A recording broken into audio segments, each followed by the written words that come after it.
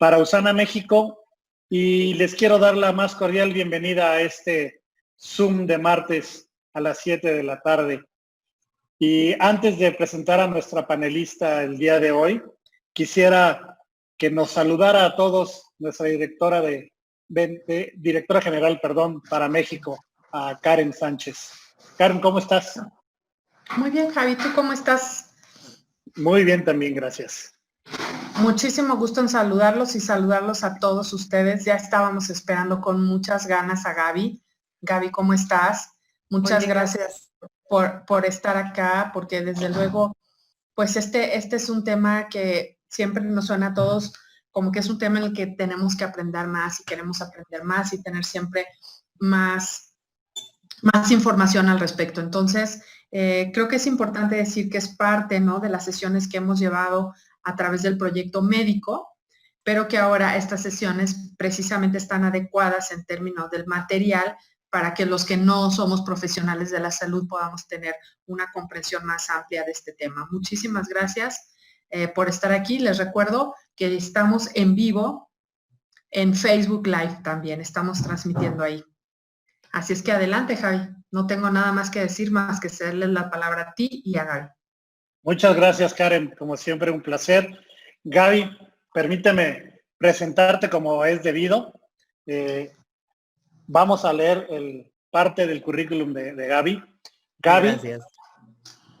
La doctora Gabriela Sáez, médico internista, médico general egresada de la Facultad Mexicana de Medicina de la Universidad La Salle, especialidad en medicina interna en el Hospital Ángeles del Pedregal, Universidad La Salle, diplomado en nutrición clínica, consulta privada en la Ciudad de México, Hospital Ángeles Acoxpa y Hospital San Angelín de Universidad. Y por si fuera poco, líder oro de Usana. Muchas gracias por estar con nosotros y como bien dijo Karen, esto es parte de las pláticas que se les dan a los doctores, pero esta llevada para los distribuidores. Muchas gracias, Gaby, y el micrófono y la pantalla es tuya. Gracias a todos. Muchísimas gracias, Javier. Hola, ¿qué tal? ¿Cómo están? Buenas noches.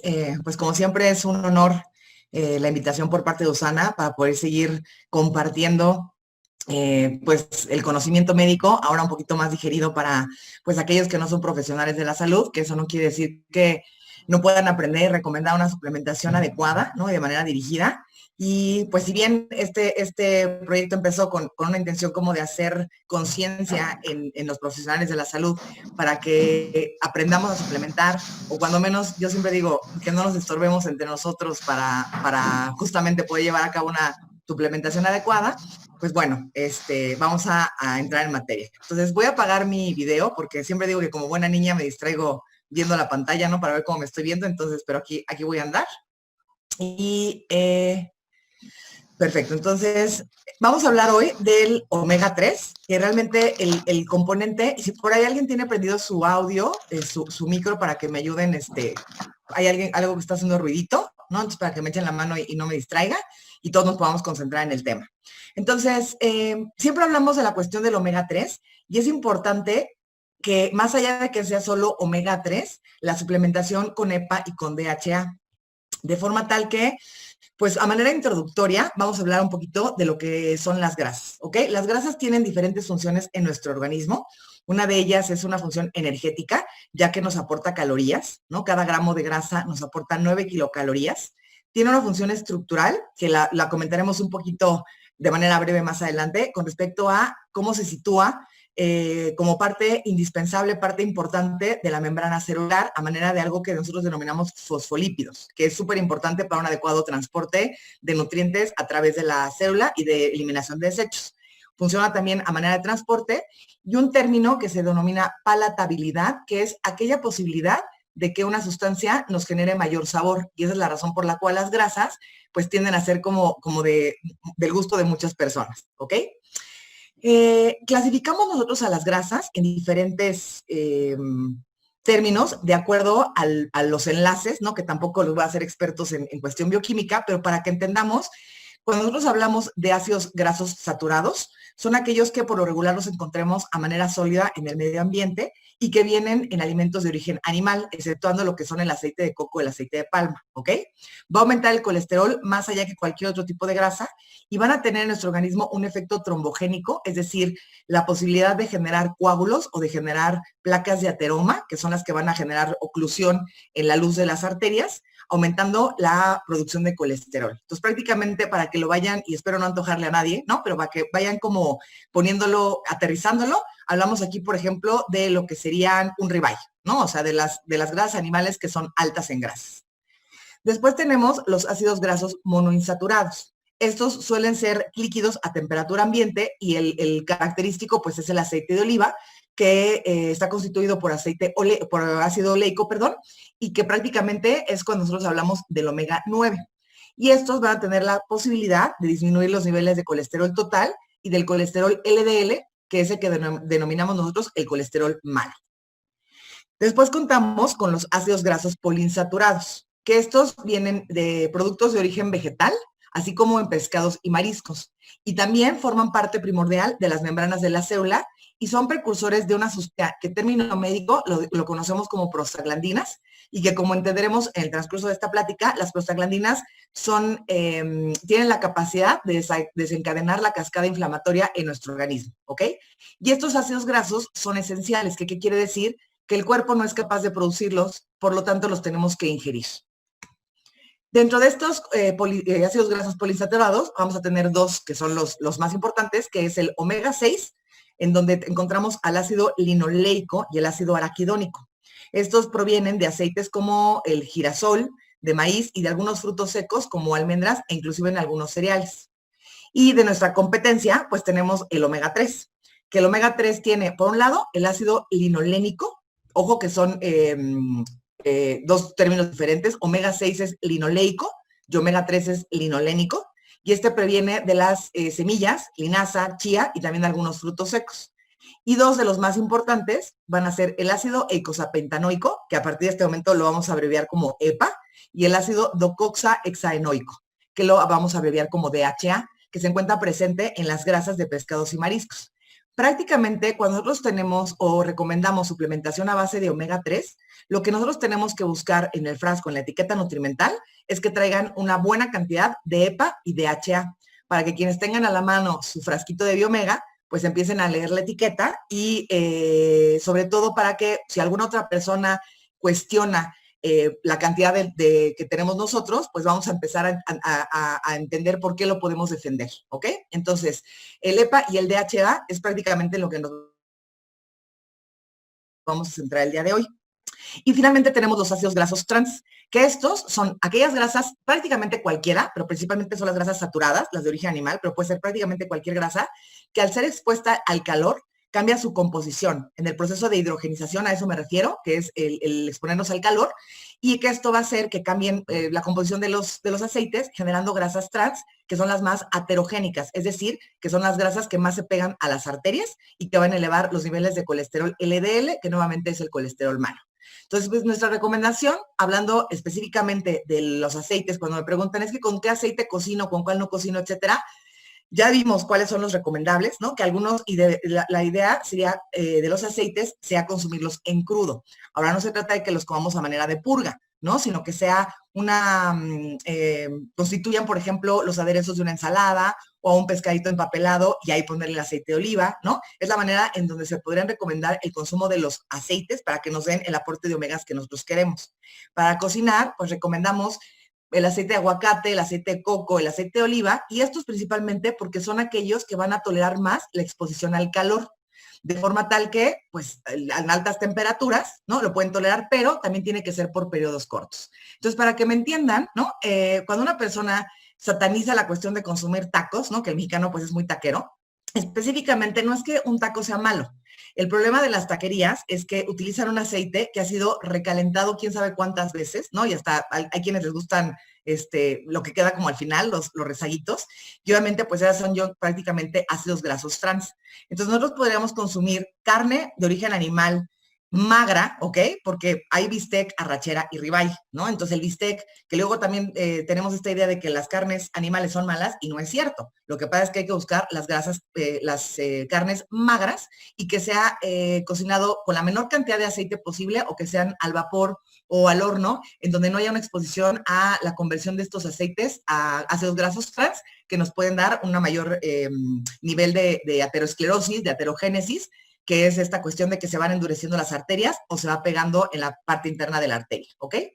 El ácido icosapentanoico va a ser un componente, como ya mencionaba, principalmente de las membranas celulares, ¿ok? El hecho de que este constituya parte de la membrana va a permitir una adecuada permeabilidad, es decir, la célula tiene que tener esta característica de flexibilidad de forma tal que permita el ingreso de sustancias que son indispensables para un adecuado funcionamiento celular y que permita la salida de aquellas que ya son de desecho. De forma tal que cuando los niveles de colesterol se empiezan a incrementar, pues este es sustituido por el ácido icosapentanoico y entonces la membrana celular se va haciendo más dura, disminuyendo esta posibilidad de intercambio de nutrientes e eliminación de desechos. El EPA, cuando lo consumimos pues en su forma natural, pero tiene que ser una cantidad que ya hablaremos más adelante de dosis y de gramaje, inhibe la formación del colesterol malo, del colesterol LDL. Y esa es una de las principales razones por las cuales recomendamos parte del tratamiento en enfermedades cardiovasculares basadas en omega 3, principalmente que tengan EPA, ¿ok? Va a contrarrestar los efectos deleterios de los radicales libres. ¿Esto qué quiere decir? Lo explicaba creo que alguna vez en una de las pláticas. Cuando nosotros respiramos, la célula se oxida, ¿ok? Cada vez que nosotros hacemos esta respiración, que bueno, respiramos todo el día, estamos formando radicales libres. Anteriormente, cuando la comida nos nutría, ¿no? Obteníamos a través de los alimentos suficiente cantidad de antioxidantes para poder compensar y vivir en un balance. Eso, desgraciadamente, ahora ya no existe, no solamente por el tipo de alimentos, sino por la exposición a la contaminación, el estrés, en fin, N cantidad de factores. Y con la administración del omega, del EPA, vamos a contrarrestar estos radicales libres que cuando se encuentran en exceso, favorecen la formación de placas de grasa o plaquitas de ateroma, ¿ok?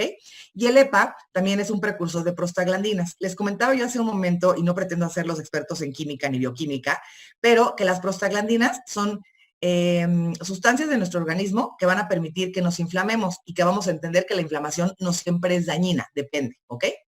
El otro componente importante de los suplementos a base de omega 3, o cuando menos el omega de Usana, es DHA, porque no todos los omegas, ojo, bien importante, no todos los omegas vienen combinados, ¿ok? Aquí hay que tener una combinación de EPA con DHA. Hay algunos omegas de uso comercial que tienen solamente EPA, hay algunos que ni siquiera tienen o que vienen combinaciones de omega 3, omega 6 y omega 9, que vamos a entender por qué esos no solamente no son buenos, sino que no son necesarios. Entonces, el DHA, que decíamos que es el otro componente importante del omega 3, lo vamos a encontrar en un menor porcentaje de nuestro cuerpo y prácticamente todo lo que es EPA no toda la cantidad de EPA se convierte a DHA, sino que para que nosotros podamos obtener DHA, tiene que estar convertido el EPA. Y el ácido linolénico, que es uno también de los componentes de omega 3, pues prácticamente no tiene importancia en los humanos, ¿no? Una vez que se ingiere, se va a convertir tanto en DHA como en EPA. Entonces, explicaba yo que tenemos 3 tipos de omegas, bueno, hay muchos, ¿no? Pero aquí vamos a enfocarnos en omega 3, omega 6 y omega 9. El omega 6, que el precursor de este es el ácido linoleico, es precursor del ácido araquidónico. El ácido araquidónico, todos tenemos en nuestro organismo ácido araquidónico, que este va a desencadenar la cascada de la inflamación, dependiendo del agente, ya sea agresor o protector al que nos estemos enfrentando.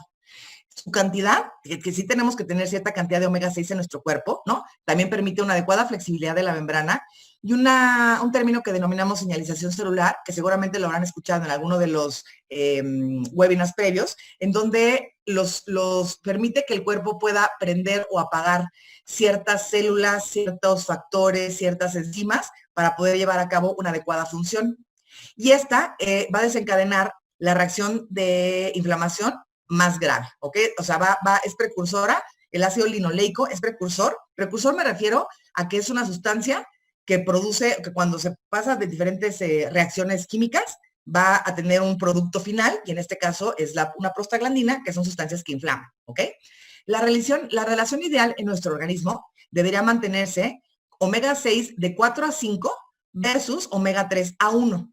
Desgraciadamente en el mexicano esto no pasa, ya que la alimentación, no voy a criticar al mexicano, hablemos de la población mundial, pero en general nosotros tenemos una alimentación que es altamente frita y grasienta.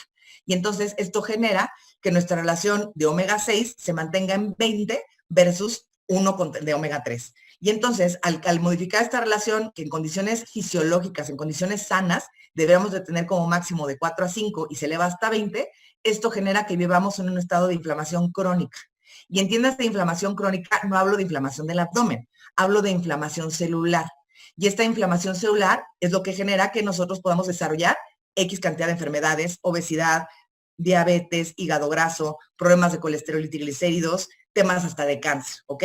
Entonces, el vivir en un estado de inflamación crónica, por supuesto que no es saludable. Esto lo utilicé yo para explicar en el webinar de médicos, pero también es para que me entiendan un poquito a qué me refiero. Esta es una membrana de cualquier célula, ¿ok? Hasta arriba tenemos la membrana de cualquier célula y vemos que ahí están los fosfolípidos, que pues son estas bolitas con las rayitas que se ven entre una bolita y otra, y todo esto está constituido por ciertos diferentes tipos de ácidos grasos. Ante un evento de un trauma, digamos, es decir, un golpe, una crisis convulsiva, un accidente automovilístico, cualquier cosa que genere inflamación, inclusive no necesariamente una agresión, podría ser una cirugía, ¿ok? Porque el cuerpo tiene que tener la capacidad de poderse inflamar, que eso sería algo saludable, para podernos defender, o inclusive en procesos infecciosos, bacterianos, virales, el que sea, ¿ok?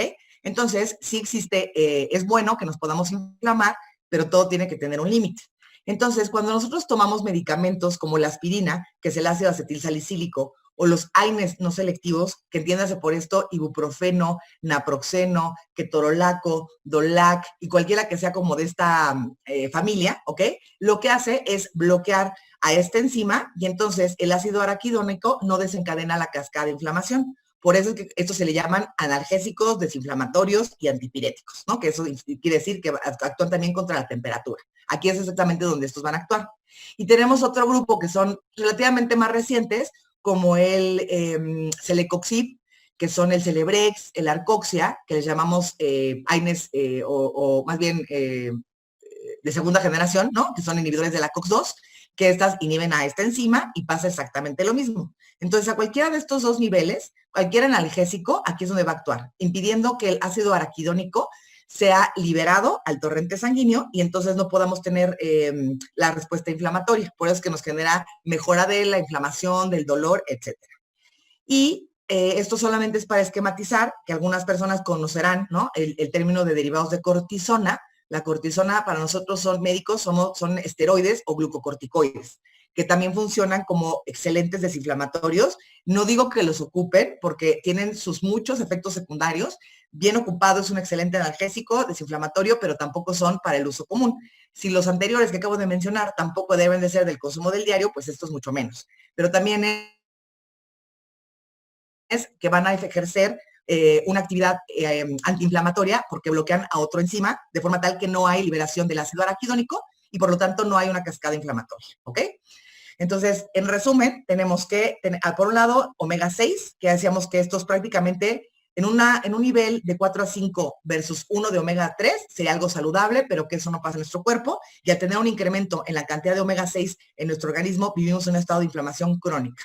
Y lo que podemos hacer para contrarrestar esa inflamación es suplementarnos con omega 3 del tipo EPA, ácido eicosapentanoico, y del tipo DHA, que son ácido docoxaexaenoico, ¿no? Ya lo que liberen, tampoco se tienen que aprender los nombrecitos, ¿no? Pero ya van a liberar otras sustancias que nos ayudan a que sí exista una inflamación, pero que sea una inflamación organizada, como lo que sucede ante una respuesta natural de una cirugía o ante una respuesta que sería esperada, que nos ayude a resolver un problema de un proceso infeccioso, llámese bacteria, viral, parásito o lo que sea.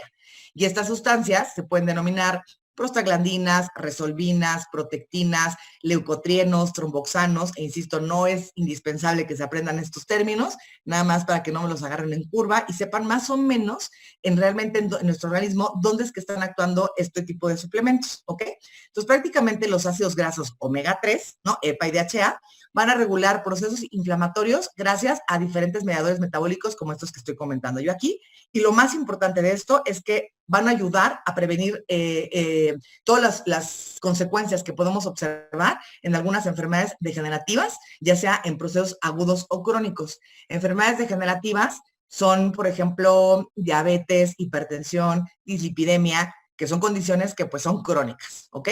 En concreto, los ácidos omega 3 me van a dar un efecto desinflamatorio gracias a 3 mecanismos. Decíamos que la síntesis de sustancias proinflamatorias y entonces disminuye su producción. Además de que disminuye la producción de las que inflaman, va a aumentar la producción de las que son antiinflamatorias, las que me ayudan a contrarrestar los procesos de inflamación y van a favorecer situaciones de señalización celular para que el cuerpo pueda aprender y apagar los genes que se requieren y poder mediar de esta manera la enfermedad, ¿ok? Los omega 3 tienen 3 objetivos, Diana, en nuestro cuerpo. Diana es como en esta cuestión de que nosotros ponemos ay, se me fue la palabra, de estos juegos que uno le avienta como la flechita y le tiene que atinar al centro, bueno, se me fue ahorita, a ver si me acuerdo del nombre, ¿no? En donde hay diferentes genes, diferentes sitios en donde los omega 3 tienen una mejor acción, que son estos receptores a través de los cuales favorece el metabolismo de ácidos grasos y glucosa. Yo ahorita lo voy a poner en lenguaje coloquial o en lenguaje clínico, ¿no? Para que sepamos esto en qué me favorece a mí, ¿no? Otro de los genes que se pueden llegar a activar o vías es uno que se llama AMPK, que nos da una función de hepatoprotección, y otros que son receptores de ácidos grasos, en donde van a tener efectos antiobesidad. Y por supuesto que esto tiene que ver también de la mano con cambios de hábitos de manera general. No existe ninguna pastilla mágica en donde yo diga, pues me tomo el Biomega y entonces me puedo comer 5 hamburguesas. No, o sea, todo tiene que ser una adecuada alimentación, una alimentación saludable, hábitos de ejercicio, el tener un buen sueño, el tener buenas relaciones interpersonales, en fin, ¿ok? Es la combinación de todo. Entonces, ¿qué efectos positivos son los que yo puedo esperar cuando una persona recibe una suplementación en un gramaje adecuado a base de omega 3, EPA y DHA? Por un lado, vamos a obtener que favorece la pérdida de peso.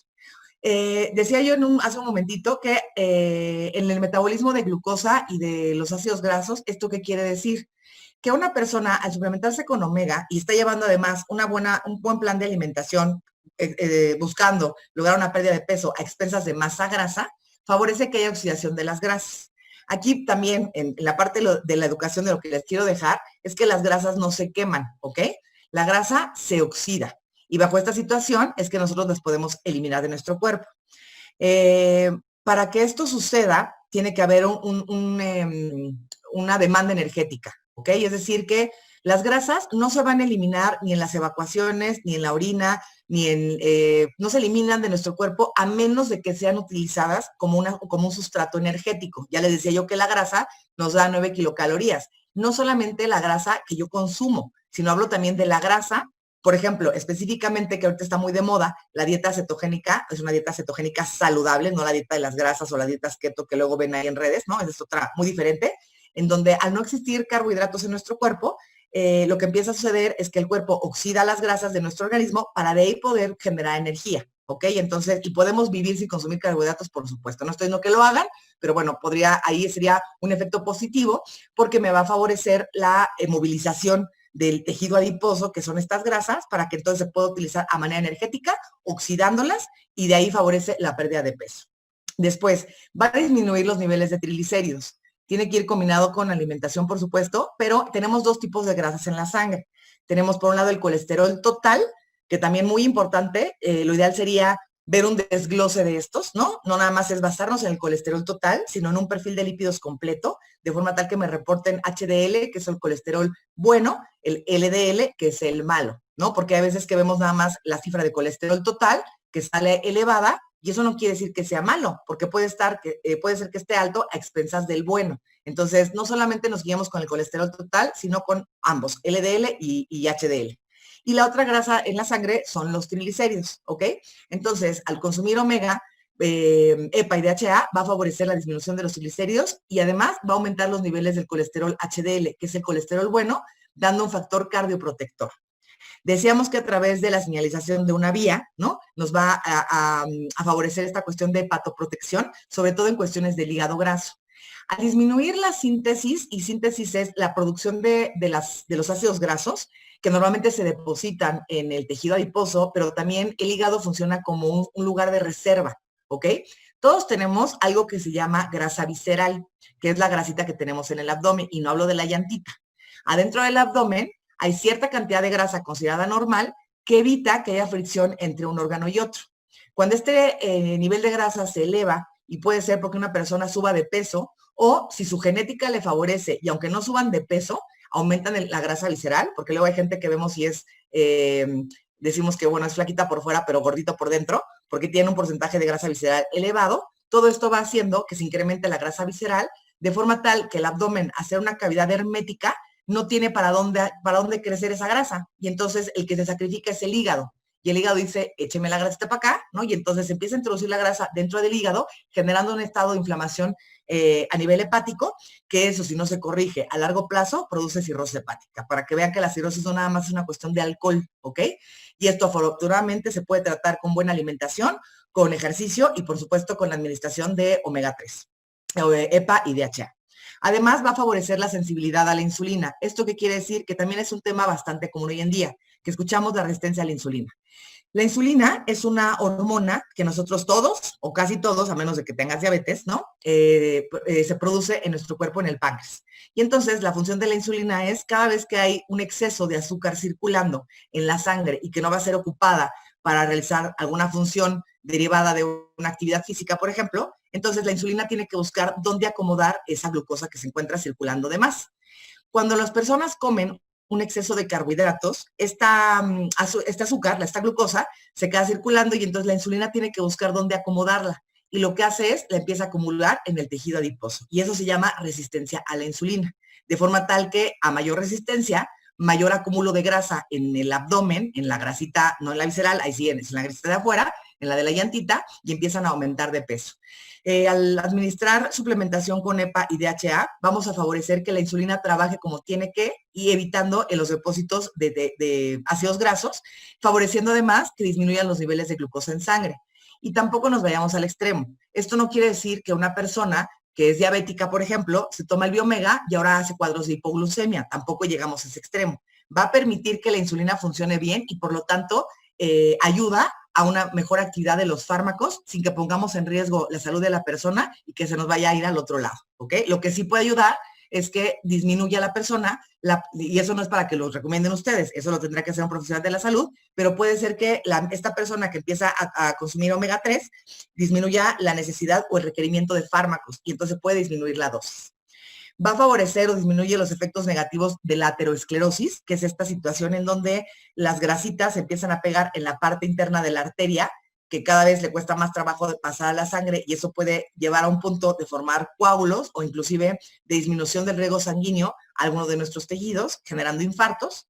O, por último, va a tener un efecto antioxidante. Ya decíamos que contrarresta esta función de los radicales libres y favoreciendo la autofagia. Autofagia quiere decir que una célula que está dañada en condiciones de una persona que no vive en inflamación, nosotros tendríamos la capacidad de poder eliminar estas células que en lugar de ayudarnos están siendo dañinas dentro de nuestro cuerpo.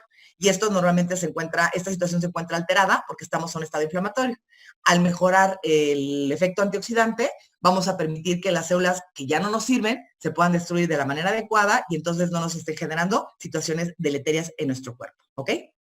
Aquí, el término de plausibilidad biológica quiere decir, y esto aplica a lo mejor un poco más para términos científicos, pero también para que entiendan que existe evidencia con respecto a un sustituto, ya sea bioquímico, anatómico y o morfológico, en este caso el omega 3, que puede tener un efecto, pero que no se han logrado llevar a cabo estudios que sean concluyentes para poderlo utilizar a manera de prescripción dentro de alguna patología, ¿ok?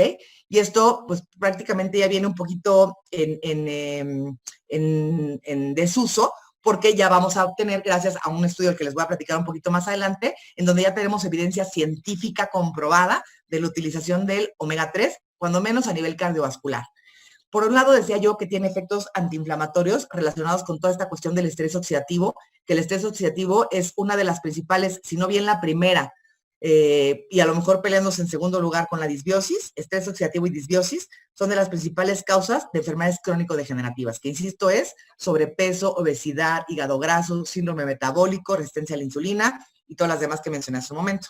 Y estos dos estudios, sobre todo, y lo quise dejar aquí, el estudio Reduce It, ¿no? Lo desglosé mucho más en la parte del perfil médico, ¿no? Cuando tuvimos esta plática, pero este es un estudio que recién en el 2020 está sacando resultados concluyentes que todavía están armando todas las conclusiones, pero ya cada vez es más evidente que la administración de suplementación de EPA y DHA a dosis de 2 a 4 gramos no solamente disminuye los efectos secundarios derivados de los fármacos que utilizamos en enfermedades cardiovasculares, sino que además hay un pequeño porcentaje de pacientes que a pesar de tener los medicamentos más más caros, más efectivos, hay un 20% de pacientes que tienen todavía un riesgo cardiovascular que no se había logrado controlar. Y a eso me refería yo con este término de plausibilidad biológica. En la desesperación de querer encontrar una solución para este 20% de pacientes que todavía tienen riesgo cardiovascular, entonces empezaron a hacer estudios, afortunadamente para nosotros, con omega 3, evidenciando que el utilizarlo de manera paralela con los fármacos no solamente disminuye los efectos secundarios de estos mismos, sino que además disminuye este riesgo del 20% que teníamos todavía como un extra. Entonces, este es un aparato, seguramente lo habrán visto en alguna clase de anatomía, espero hace no mucho tiempo, para que entendamos que por un lado tenemos un sistema arterial, que es lo rojito, y son las arterias, y un sistema venoso, ¿ok? El efecto del biomega va dirigido a la parte arterial. Cuando nosotros tenemos del corazón, salen las arterias, y cuando nosotros tocamos a lo mejor abajo del cuello o en las muñecas y sentimos el pulso, eso es de la arteria, ¿ok? Y las arterias se van haciendo ramitas y ramitas y ramitas cada vez más pequeñas para llegar a la parte más distante de nuestro cuerpo, que son las manos y los pies. Una vez que llega a la parte más distal, la sangre se recoge o va a regresar al corazón a través de un sistema venoso. El sistema venoso no tiene latido, ¿no? Entonces, cuando nosotros tocamos el latido, ese depende de la arteria y la vena no tiene latido. El omega, si bien tiene efecto en ambos, nuestro foco a nivel de prevención de enfermedades cardiovasculares está dirigido a la parte arterial, ¿ok? Entonces, aquí tenemos, este es un corte de una arteria vista como si le estuviera yo, si fuera un popotito y lo parto a la mitad y pongo el popote para verlo por dentro, ¿ok? Esto es una arteria, pues prácticamente limpiecita, ¿ok? Aquí vemos la arteria, la luz de la arteria denominada por nosotros, en donde una persona que empieza con problemas de alimentación, tabaquismo, poco ejercicio, y se empiezan a formar placas de grasita en la parte, no necesariamente en la pared de la arteria, sino que se va introduciendo, ¿no? En lo que sería la pared justamente de la arteria, de forma tal que esto se llama placa de ateroma. Esta placa puede quedarse así, ¿no? Desde el nivel B, o puede ir avanzando, ya que la persona pues no tiene síntomas, le sigue entrando a la garnacha, fuma, no hace ejercicio, consume alcohol en exceso, se desvela y además ni siquiera se suplementa, ¿no? Entonces llega un punto en que el flujo sanguíneo, por supuesto, que tiene que atravesar esta pequeña luz, le cuesta cada vez más trabajo hasta que llega un momento en el que de plano ya no puede pasar y aquí nosotros denominamos que se ocluyó. Esto conlleva que el riego sanguíneo no llegue a donde tiene que llegar de forma tal que el tejido se muere o se necrosa. Y entonces un infarto, si yo me voy a ver esta parte, pues un infarto no solamente es en el corazón y en el cerebro. Hay infartos en la retina, hay infartos en las arterias renales, hay infartos en las piernas, ¿ok? Cuando tú ves a alguna persona que, o esta cuestión, o el término de gangrena, es porque alguna parte de su sistema arterial se ocluyó y entonces no le está llegando flujo sanguíneo de la manera adecuada, deja de pasar y el tejido, cuando no recibe sangre arterial, que es la que transporta el oxígeno, entonces se muere después de X número de minutos, ¿ok? Si yo esta placa la pongo justamente a nivel de una arteria, pues aquí vemos cómo estas bolitas rojas son los glóbulos rojos que están viajando libremente, ¿no? En fiesta, súper a gusto, despegaditos unos de otros, manteniendo la sana distancia, y entonces permite circular de manera fluida a través de la luz de la arteria.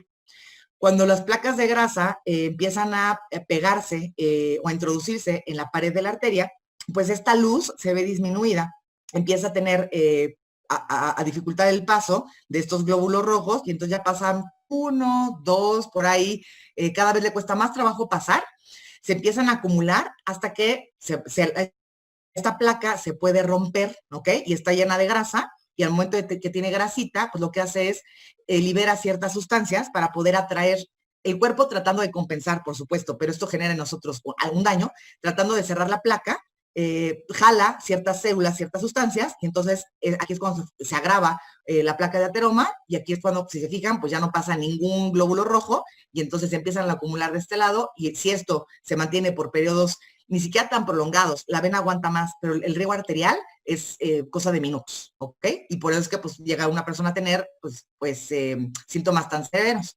Ahora quiero que piensen en el calibre que tiene la arteria del ojo, en el calibre que tiene la arteria del oído, ¿no? Que si esto sucede en la aorta, que es la arteria más grande del cuerpo, y que de todas maneras puede generar, por supuesto, esta cuestión de isquemia o disminución de flujo sanguíneo con limitado la llegada del oxígeno, pues claro que esto puede suceder a cualquier nivel, ¿no? Entonces podemos tener infarto en cualquiera de nuestras arterias, y pues tenemos arterias prácticamente en todo el cuerpo. Entonces, cuando nosotros administramos EPA, vamos a favorecer el efecto antioxidante, se disminuyen los cristales de colesterol, se disminuye la producción de las moléculas del colesterol malo, mejoramos la función endotelial, es decir, que al no tener esta plaquita de grasa, todo lo que es la parte interna de la arteria, que nosotros denominamos endotelio, no tiene por qué pegar sustancias de grasa, porque está íntegra, ¿ok? Y disminuye la formación de células espumosas, que eso pues también ya es un poquito más término médico. El EPA, todas estas sustancias son sustancias que se liberan ante la ruptura de una placa, que justamente son sustancias que inflaman, por lo tanto va a tener efecto desinflamatorio. Y por la parte positiva es que va a aumentar la capa fibrosa de la placa, es decir, no es que la haga más gruesa, la hace más estable. Una placa que ya se formó difícilmente se va a poder eliminar, a menos que entrara un cardiólogo o un neurólogo a hacer un procedimiento y tratar de quitar la capita, lo cual es muy complicado y muy riesgoso. Pero una vez que ya se formó una plaquita de ateroma, ahí se va a quedar. Lo que podemos evitar nosotros es que esta placa crezca y que además el grosor de la placa sea lo suficientemente gruesa, valga la redundancia, para que no se vaya a romper, porque ante la ruptura de la placa es que, como les mencionaba yo en esta imagen, ¿no? Aquí la placa es estable porque tiene esta capita que le está protegiendo. Disminuye el flujo, sí, pero todavía permite el paso de. Si yo permito que la placa se vuelva estable, posiblemente mejorando la alimentación, no voy a decir que esta placa va a desaparecer, puede mejorar el tamaño, por supuesto, pero además, al administrar EPA, lo que voy a hacer es evitar que se vaya a romper. Entonces hago la placa más estable, disminuyendo el riesgo de infartos, ¿ok? Y además, al disminuir, disminuye el volumen de la placa, que es lo que les comentaba yo, la cantidad de grasita que vemos ahí que se ha depositado, y la rigidez de la arteria. Porque hay muchas personas que luego me dicen, no, es que yo no era hipertenso. Pues no, pero conforme la aterosclerosis va avanzando, aterosclerosis es parte del proceso de rigidez de las arterias, y entonces los pacientes empiezan con problemas de hipertensión que previamente no tenían. Aumenta la luz o el lumen de la arteria, entonces favorece la circulación de una manera positiva, ¿ok? Entonces aquí igual podemos observar moléculas de EPA, moléculas de DHA, y aquí tenemos lo que sería la oxidación de los lípidos, ¿ok? Aquí quiero que se imaginen como en el juego de las sillas, ¿no? De que nos ponen sillitas y nos ponen alguna musiquita, y alrededor de las sillas tenemos que estar caminando hasta que se apaga la música y se van quedando fuera aquellas personas que no alcancen un lugar. Pues aquí pasa exactamente lo mismo, ¿no? Hacen una competencia entre las moléculas de EPA y DHA, que son las positivas, las que nos ayudan, contra las moléculas del colesterol. Entonces, si yo tengo un exceso de moléculas de colesterol y me gana la cantidad de EPA y DHA que tengo, pues obviamente los que van a ganar las sillas van a ser las moléculas del colesterol.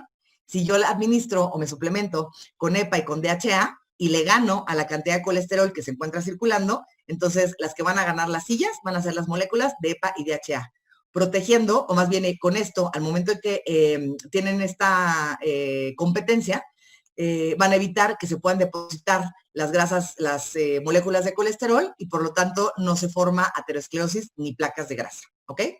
Entonces, van a tener una competencia directa por todos los ácidos, con el ácido araquidónico principalmente, para evitar incorporarse a la membrana de los fosfolípidos, de forma tal que si yo tengo un mejor aporte de EPA y DHA, voy a permitir que mi célula sea flexible, que tenga una permeabilidad adecuada para que puedan fluir como tiene que suceder, los nutrientes y las sustancias que también van de desecho, ¿ok? Inhibe a 2 enzimas, que estas enzimas son las que se encargan de desencadenar la cascada de la inflamación. Yo decía que la inflamación no siempre es negativa, ¿no? Entonces, si el paciente, por ejemplo, un paciente oncológico, tiene que tener la capacidad de poderse inflamar para poderse defender de alguna enfermedad. Entonces, para que nos quitemos de la idea de cuando hablamos de una situación de inflamación, es dañina, ¿ok? El tema es que cuando esta inflamación es predominantemente a expensas de los omega 6, entonces esa sí no está bien, ¿ok? El que yo pueda tener una administración de EPA y DHA no quiere decir que ahora ya no me voy a inflamar. No, pero me voy a inflamar lo suficiente para poderme defender de cualquier cosa que esté sucediendo en mi cuerpo, ya sea un agente agresor o una situación de cirugía o de una infección, pero que no me pase de la inflamación, ¿ok? O sea, hay que tener una respuesta inflamatoria adecuada sin que tampoco sea exagerada. Y además va a producir ciertas sustancias que tienen un efecto desinflamatorio. Y todo esto va a suceder principalmente haciendo la oxidación de las grasas, que ya decíamos que esto evita la formación de depósitos de ácidos grasos, en general, principalmente en el tejido adiposo, pero en general en nuestro organismo. Y esa es la manera en la cómo funciona el EPA, ¿ok?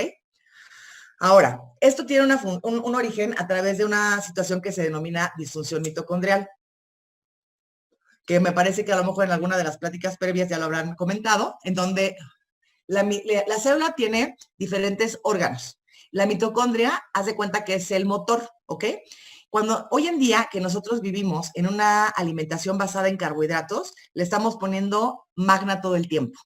Cuando nosotros le otorgamos la posibilidad de que pueda trabajar en base a grasas, y no hablo de la del queso ni la del chicharrón, no, hablo de grasa de nosotros, o suplementando con EPA y DHA, lo que le estamos dando es premium, y entonces favorecemos que el motor de nuestra célula tenga una capacidad de poder contrarrestar muchas situaciones degenerativas en nuestro organismo, y generamos una situación que se llama mitohormesis, ¿ok? Que insisto, tampoco se tiene que aprender la terminología. Entonces, tenemos una situación de disfunción endotelial que les explicaba yo, que es esta capacidad de la placa interna de la arteria, que en situaciones no sanas permite que se depositen plaquitas de grasa. Hoy en día, al yo hacer evaluaciones de los pacientes, independientemente de que si son obesos o no, el patrón característico que encontramos es un nivel bajo de HDL, que es el colesterol bueno que nos protege, con un nivel de LDL alto. Ese es el más común, tristemente, cuando nosotros hacemos estudios de laboratorio, que esto genera que la persona se encuentre en un estado de inflamación crónica. Y por ahí no faltará el que dice, no, pues es que yo estoy súper sano porque me he hecho estudios y todo sale normal. Pues dentro de estos estudios, afortunadamente hoy en día, se hace la medición de esta sustancia que se llama PCR, que es proteína C reactiva, y esta puede estar el paciente aparentemente delgado, porque habría que hacer una composición corporal para que no nos engañe nada más esta cuestión del peso. El peso no lo es todo.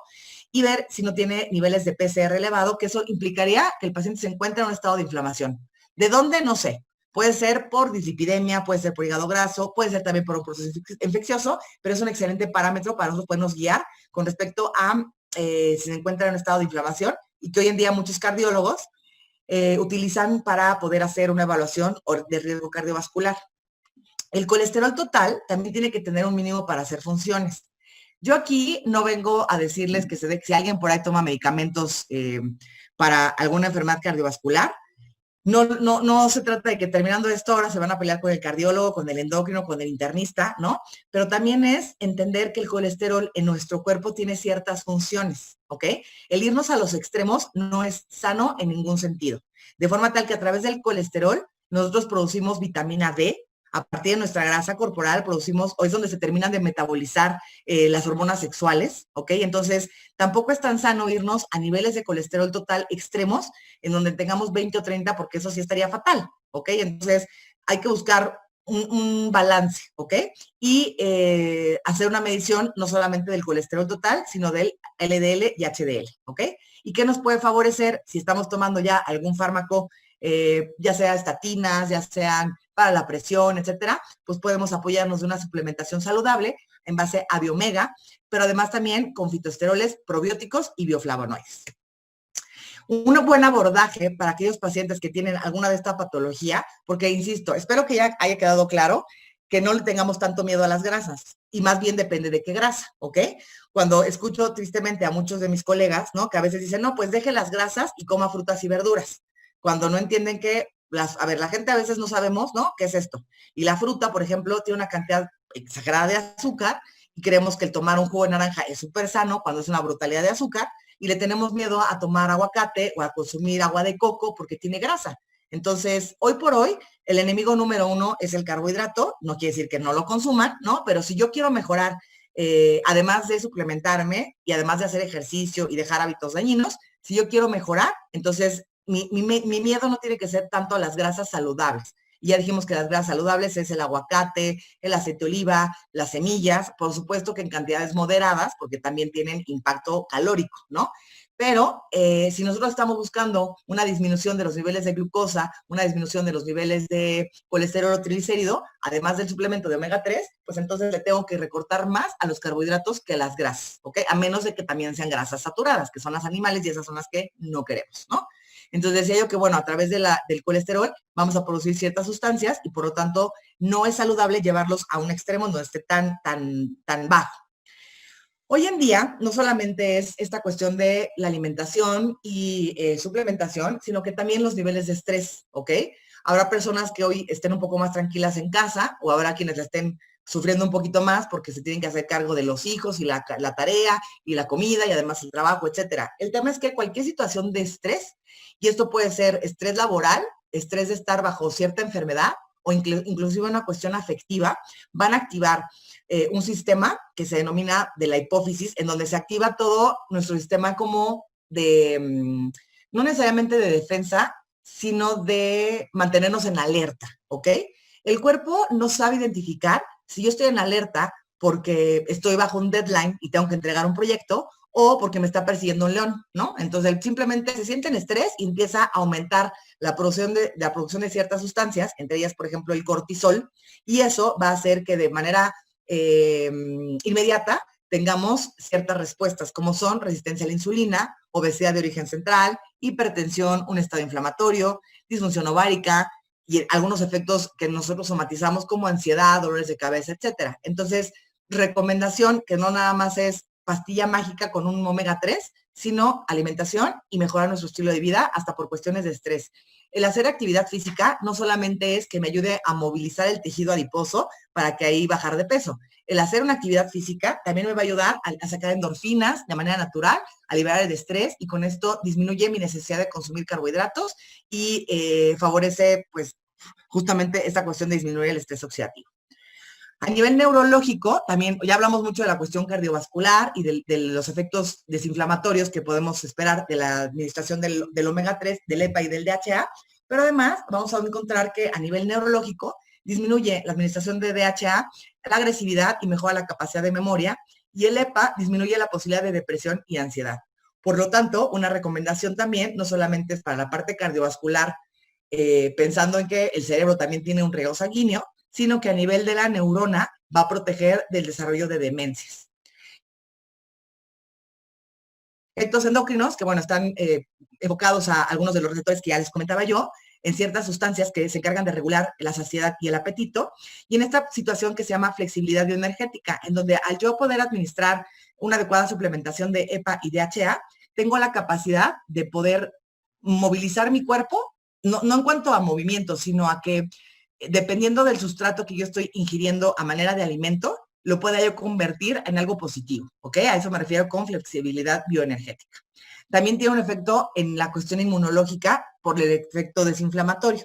Entonces, a nivel inmunológico, pues, disminuye la agregación de las plaquetas, que son las que se llegan a pegar cuando estamos formando plaquitas de grasa, y por eso es que la administración de la aspirina favorece que la sangre sea más, dicen los pacientes, más ligera o más liviana, ¿no? Pero pues es muchísimo más sano el consumir omega 3 que el suplementar o el tomar una aspirina, que además tiene riesgo de sangrado, cosa que no sucede con el Biomega. disminuye la producción de ciertas sustancias en los glóbulos blancos, por lo tanto permite que los glóbulos blancos puedan actuar de manera adecuada para podernos defender de procesos inflamatorios y procesos infecciosos, disminuye la producción de ciertas sustancias que generan inflamación en nuestro cuerpo, ¿ok?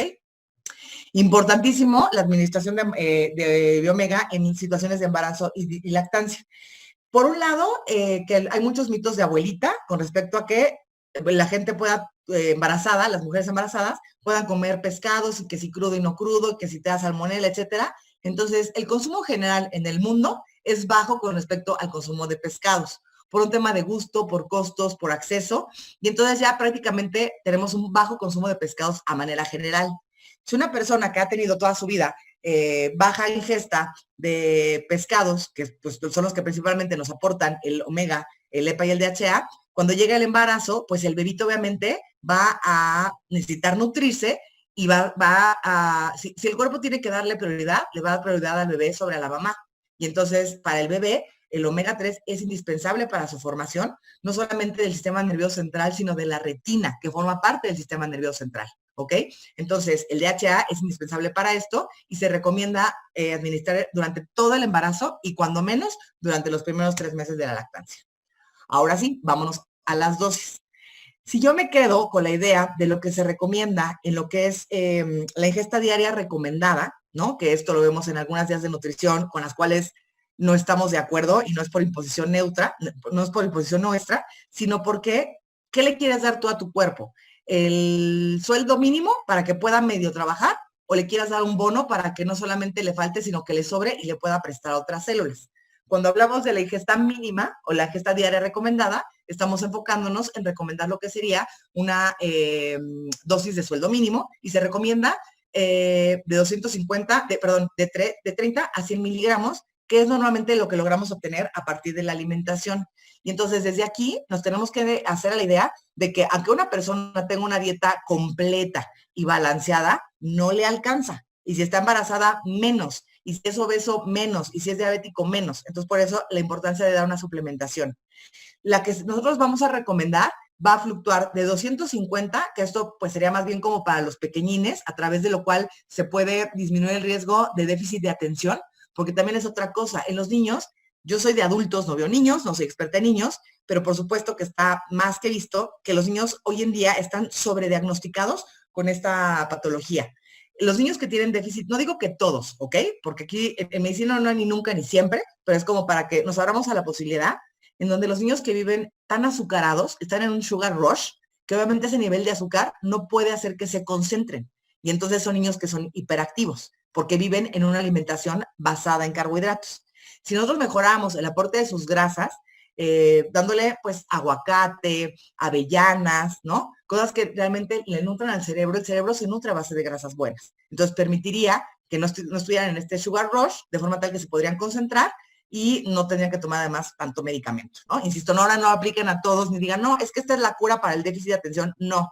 Hablamos de generalidades, pero obviamente nosotros como profesionales de la salud hacemos una evaluación dirigida y podemos dar dosis recomendadas. Pero que tú sepas que parte del tratamiento de déficit de atención sería administración de omega para los chiquitines, ¿ok? Si yo estoy buscando un efecto desinflamatorio, la dosis idealmente debería ser hasta de 2 gramos y para salud cardiovascular se pueden llegar a recomendar dosis de hasta 4 gramos. Yo obtengo ya dosis terapéuticas a partir de los 2 a 4 gramos, ¿ok? Y no hay evidencia en beneficio al consumo de aceite de krill versus aceite de pescado, porque hay muchos omegas. No es que el aceite de krill de entrada es mucho más caro, porque la obtención de este pescado, de este pez, perdón, es mucho más complicada. Y anteriormente se creía que como tenía una sustancia que se llama xantinas, tenía un muchísimo mejor efecto a nivel cardiovascular, pero eso sí ya está comprobado que no. Y hay unos omegas que son a base de algas, ¿no? Si son omegas a base de alga, entonces me queda claro que no va a tener el EPA y el DHA, porque ya dijimos que estos provienen principalmente de ciertos peces.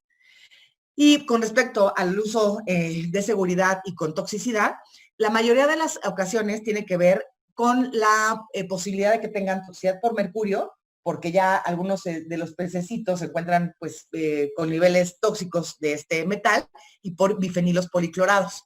Los menos contaminados son el bacalao, la caballa, salmón, las sardinas y las anchoas, ¿ok? Que normalmente son peces que se encuentran a alturas no tan profundas y por lo tanto tienen menor riesgo de contaminación.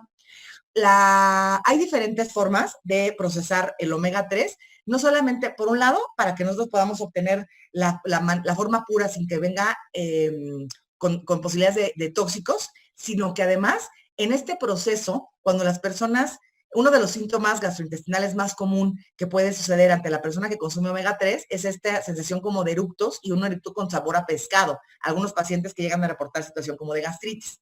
Entonces, el sitio de absorción del omega es en la primera parte del intestino.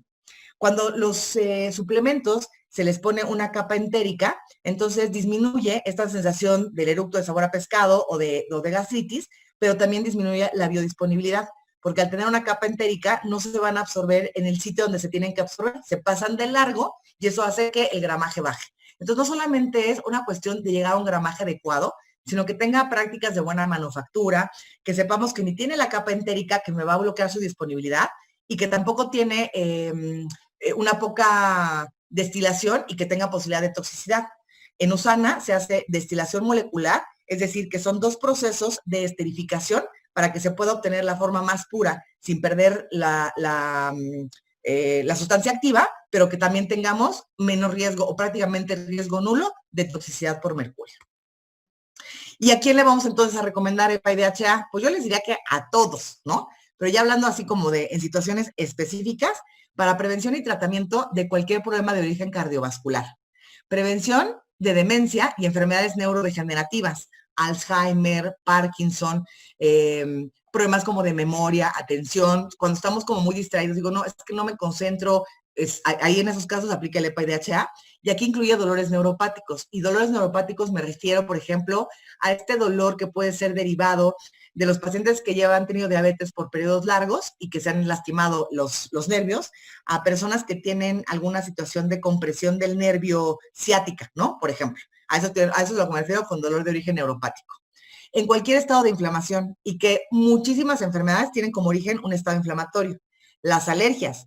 La alergia es un poco de lo que les explicaba hace un momento, en donde sí voy a tener una alergia, el asma y las enfermedades de origen autoinmune hablan de una respuesta inflamatoria exagerada. Entonces, me van a ayudar a controlar, por supuesto, ¿ok? Y claro, ya dijimos también obesidad, diabetes, hígado graso. Hay muchísimas enfermedades que están relacionadas con temas inflamatorios, ¿ok? En embarazo y lactancia y en deportistas. En los deportistas no solamente va a favorecer un incremento de la masa muscular, sino que va a evitar que haya depósito de triglicéridos en el músculo, de forma tal que se pueda desarrollar una mejor masa muscular y un mejor rendimiento durante el ejercicio. Y bueno, pues la nutrición óptima es la medicina del mañana. La verdad es que yo tengo ya muchísimos años, afortunadamente, de suplementar a mis pacientes y cada vez lo hago más y más y más, enfocando en tratar de disminuir la cantidad de fármacos administrados. No digo que no los uso, pero ya cada vez son menos y creo que eso me ha caracterizado mucho entre mis pacientes y hasta eso creo que pues les gusta también el saber que tienen la posibilidad de no necesariamente tomar tanto fármaco y si hay la necesidad de tomarlos, cómo puedo contrarrestar los fármacos con una suplementación adecuada, con una alimentación dirigida para cada persona, porque estas dietas que son luego de retos masivos y demás, pues obviamente no son saludables porque cada persona tiene patologías o tiene situaciones diferentes. Entonces, pues bueno, espero que les haya gustado esta plática. La verdad es que disfruto muchísimo de la posibilidad de enseñar. Me gusta mucho como platicarlo en un lenguaje que sea pues entendible y digerible para que ustedes también lo puedan compartir, no solamente ahora para defender nuestro Biomega desde el punto de vista de negocio, pero sobre todo también para poder defender el omega y que la gente no consuma omega 3 de uso comercial, que no solamente pierden su dinero, sino que no logran tener un efecto benéfico en la salud como lo estamos buscando y que hasta los podemos poner en riesgo confiados en que están tomando un adecuado omega 3, ¿ok? No todos los omegas funcionan, tampoco voy a decir que no haya ninguno, pero que todo lo que les expliqué yo ahí les dé las herramientas suficientes para que las personas se puedan tomar una suplementación de omega de manera adecuada, que puedan lograr los efectos que están buscando en su salud y dejar de satanizar, ¿no? Pues todo lo que de repente puede llegar a suceder en temas de redes sociales con respecto a que la suplementación no necesariamente es indispensable, ¿ok? Pues muchísimas gracias. Me parece que yo me despido, que ya no sé si Javier, ahí viene ya creo que Javier. Gracias, doctora, gracias Gaby por esta Un placer. Muy interesante plática. Déjenme les platico que hemos recibido muchas preguntas a través del chat y les vamos a pedir, si son tan amables, si nos las pueden enviar a esta dirección. Todas las dudas que surgieron de la plática del día de hoy, por favor, envíenosla a esta dirección, usanaincentivos@usanainc.com, y con mucho gusto, con la ayuda de la doctora Gaby y del grupo de doctores que nos están dando estas pláticas, se las contestaremos. Claro. Sería muy largo